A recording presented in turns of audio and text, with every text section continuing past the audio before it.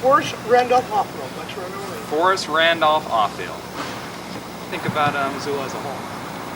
Well, it's getting too big for me. Too big? Yeah, I remember 14 years ago when everybody knew everybody. So that's what it is. Now it just seems so divided. In my world, as being a tramp, there's the old tramps and there's the new tramps. What do you think of the new tramps? We have a difference of opinion. Yeah. I got hit by a truck. What sort of truck? Like a semi? I don't know about that, but you know. Do you want something to eat? You want me to get No, you a sandwich or something?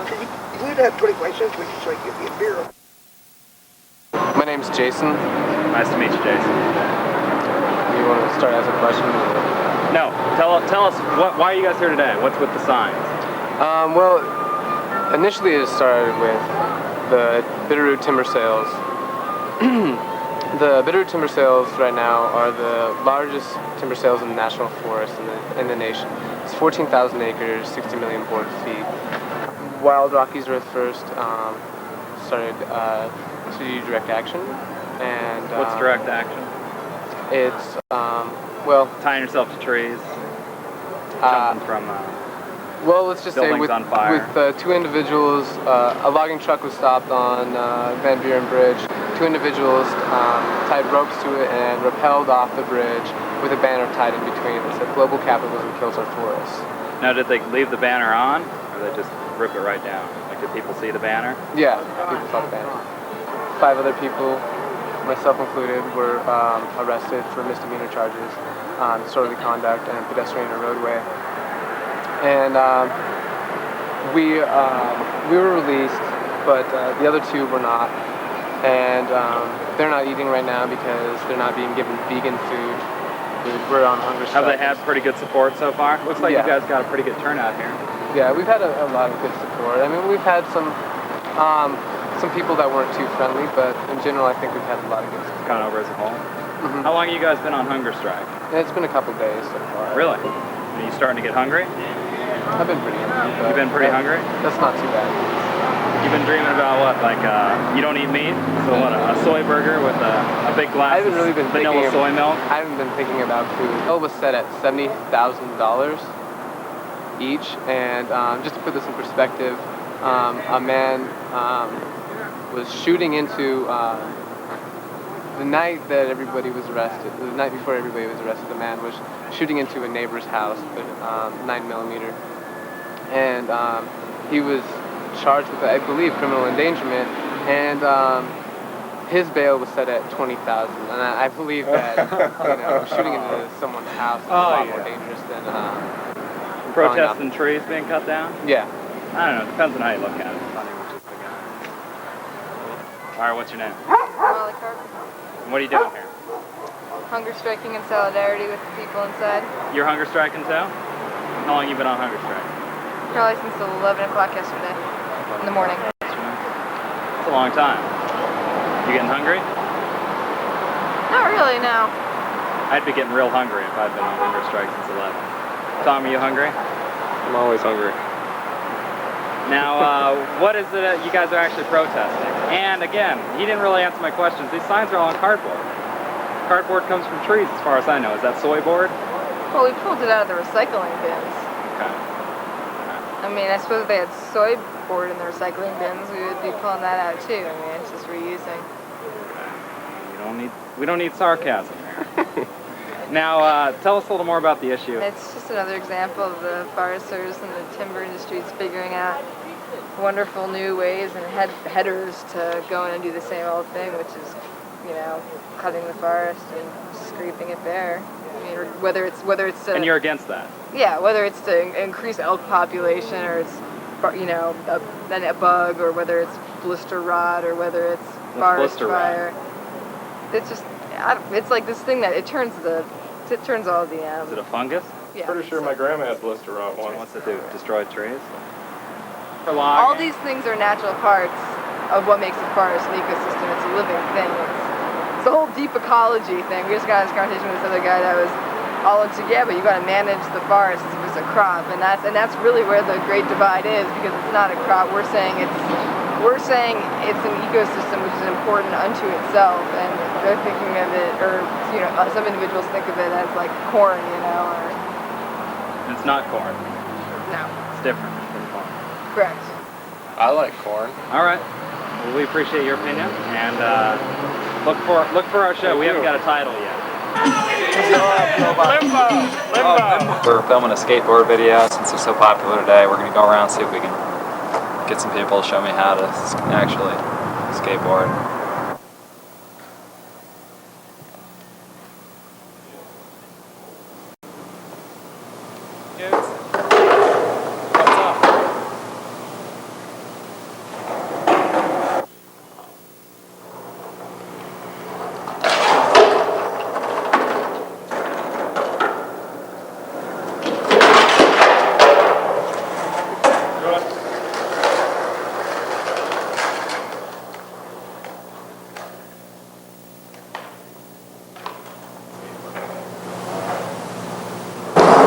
Are you trying to make fun of skateboard? No, I'm trying to do skateboard. Are you falling on purpose? No. Go about that. Do some tricks.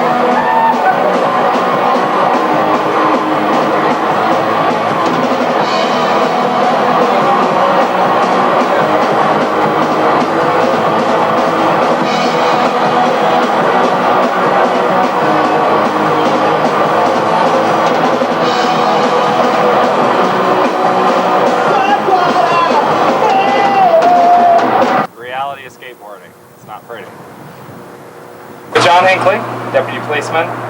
Now, Deputy Missoula County. Deputy Missoula County Policeman. Sorry.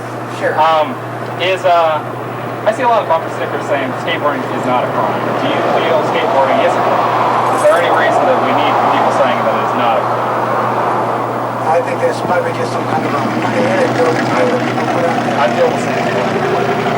I think skateboarding is a crime, yeah. Is this illegal, what I'm doing now?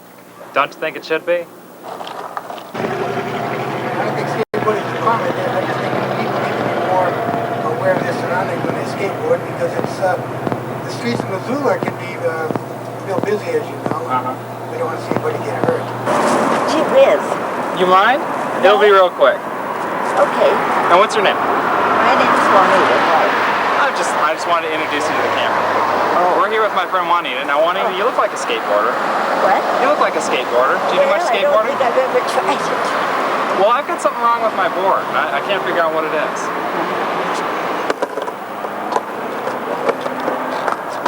Do you see anything wrong? Yeah, that sounds like fun. Could I get you to stand on here for a second for me?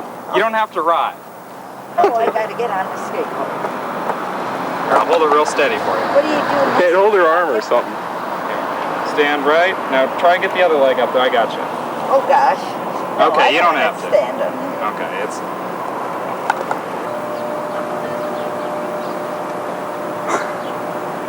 Boo! Playing it like your guitar. I know what you're doing. Don't ever do that again. Yeah, I don't want to hurt myself anymore right now. You're done? What were you biting into? For all you that were thinking of eating at the pita pit, this is what can happen to you. Give me your tilt to the side. Head smile. Half smile. No. Adorable. That's adorable. We should make a calendar. You take your shirt off and pose? That'd be a big time seller. Oh, this is Tom relaxing. Got a nose. This is for the teenage girls. You want to tape anything else? Maybe me brushing an invisible tooth? Good idea. Let's do that.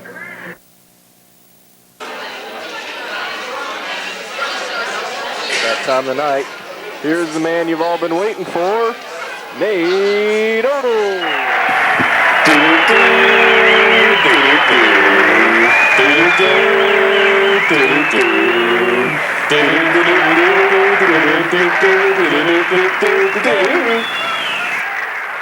Thank you very much. It's great to be here. Great to be here again.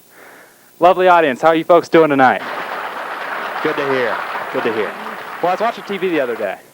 Saw a McDonald's commercial on. Whole gang was there. Ronald McDonald. You got your Grimace. You got your Hamburglar. You got your Mayor McCheese.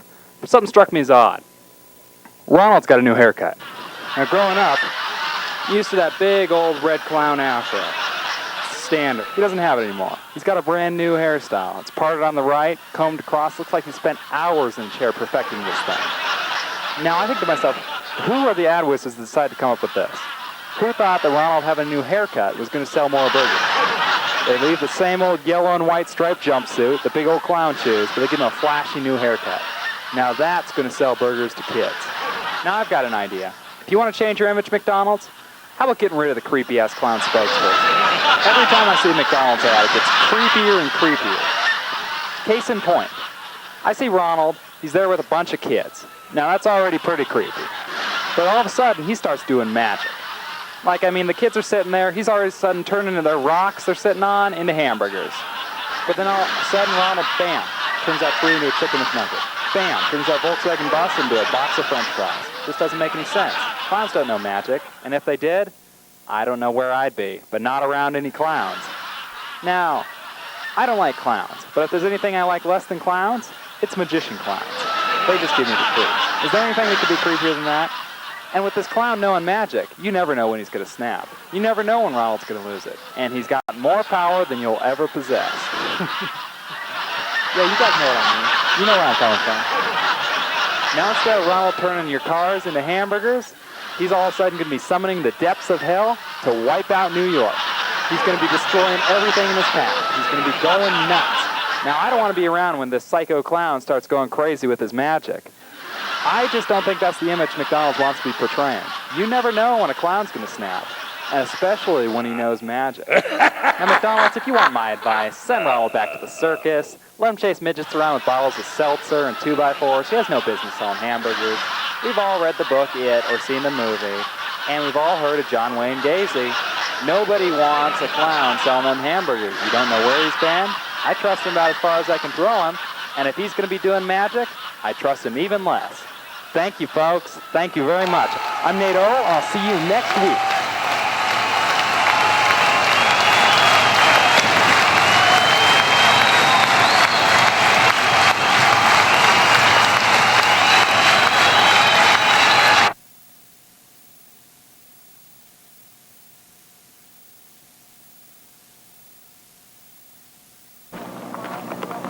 Hello. Are you going to be performing down at the festival?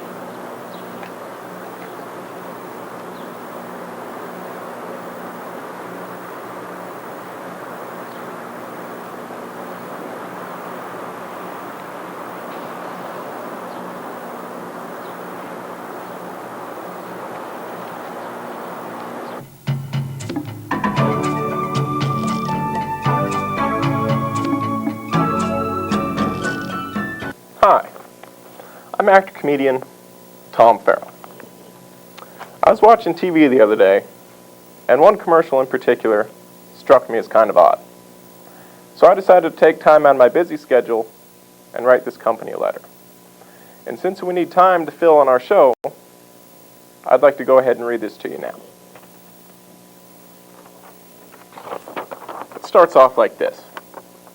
Dear Stag, I have a couple of questions for you regarding your new line of commercials.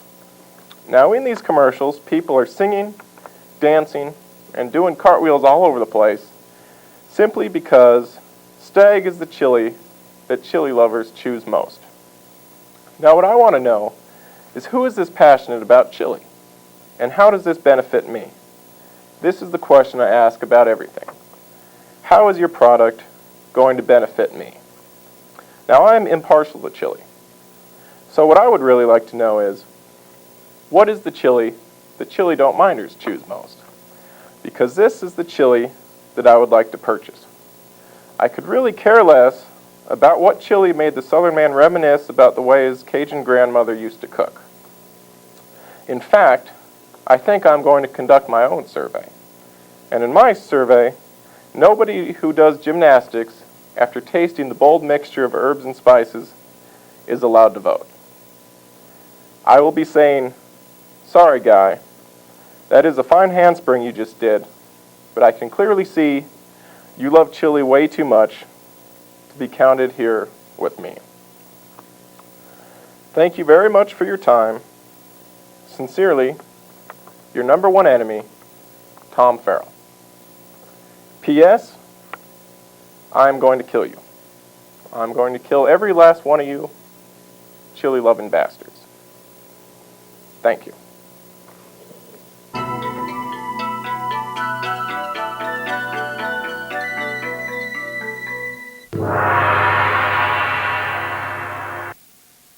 Stand right there.